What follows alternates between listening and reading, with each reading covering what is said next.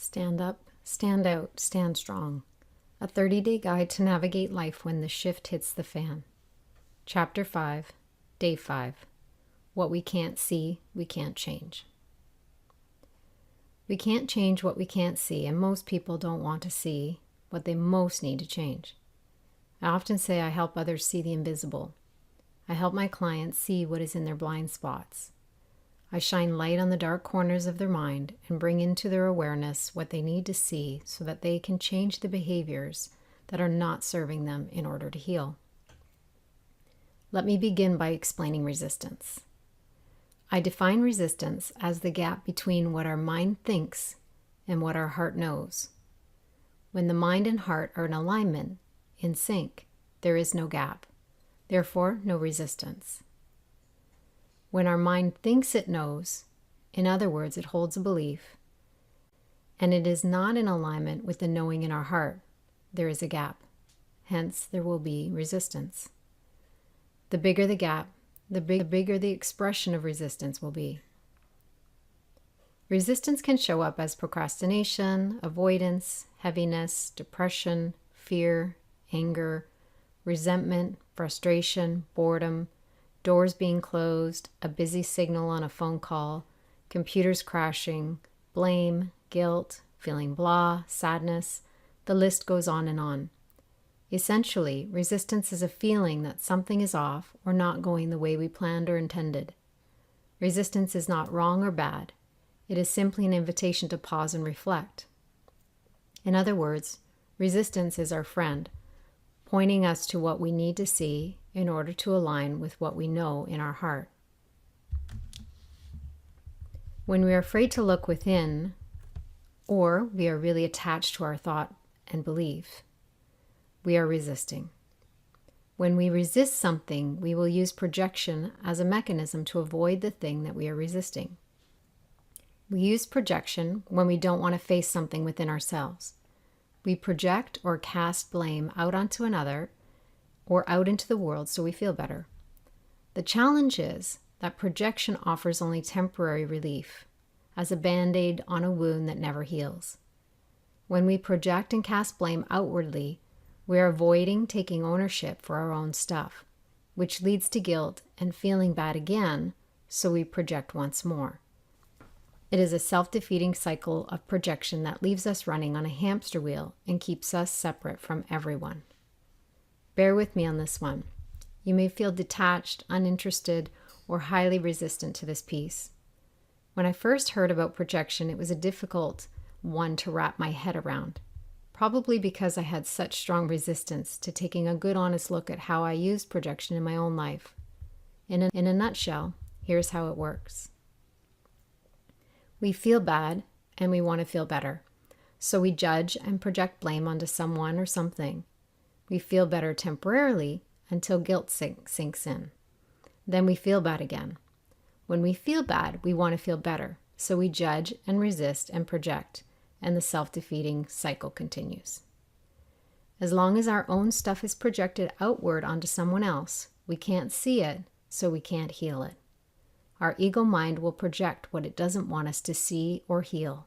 As long as it is over there, it is out of our reach to heal and remains in our blind spot. Let me give you an example of projection from my life to help paint the picture. I had been in a long-term relationship for about 5 years when things started to get difficult. We were growing apart and we had different interests. I was unhappy in our relationship, but I wasn't willing to let it go.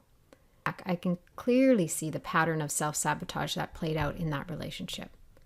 Essentially, I would make it so hard for my boyfriend to be with me that I was sure he would want to leave.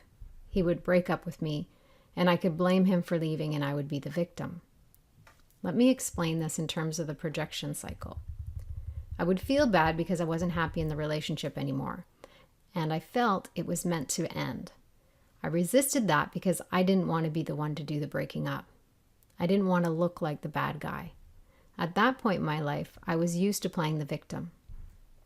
I would project and blame him for not spending enough time with me, or not paying enough attention to me, or spending money on alcohol and cigarettes. I would feel better temporarily because I cast the blame on him. Then I would feel guilty and try and make up for it by being nice, cooking him dinner or buying him beer. That usually backfired because it was coming from a place of fear, love. I would feel bad because I still had the underlying guilt, which was really my resistance to facing the fact that the relationship was meant to end, but I didn't want to be the one to end it. Then I would project blame again and convince myself that it was his fault. If only he would change, then the relationship would be good and I would feel better.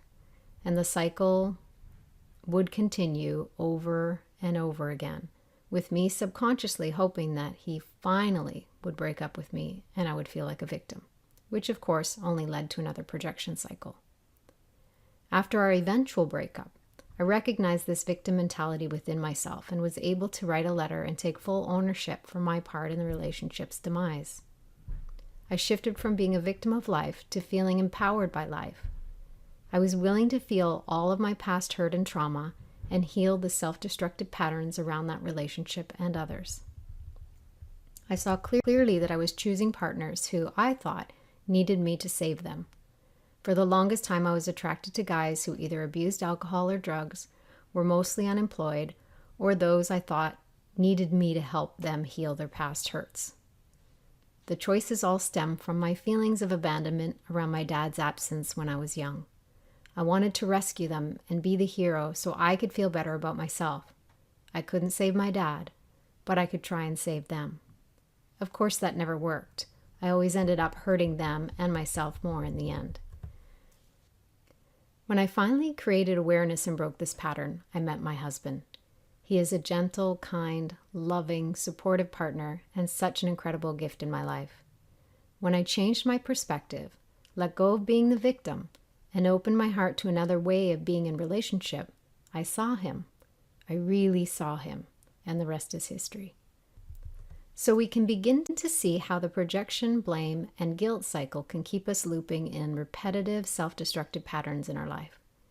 We need two things to break the cycle of projection. The first is awareness, and the second is willingness mixed with some courage. If we don't practice awareness, and we aren't willing to see our part in the pattern, we will be stuck on the hamster wheel of projection forever. The moment we become aware, even just by being introduced to this cycle, change has already begun, and the resulting courageous willingness can carry us through to a full circle healing. I spoke about awareness when I introduced the 5 A's of change in Day 3, Born Innocent, Program Guilty. It would be worth reading and reviewing that tool again, as it can lead to faster results in unwinding from this cycle.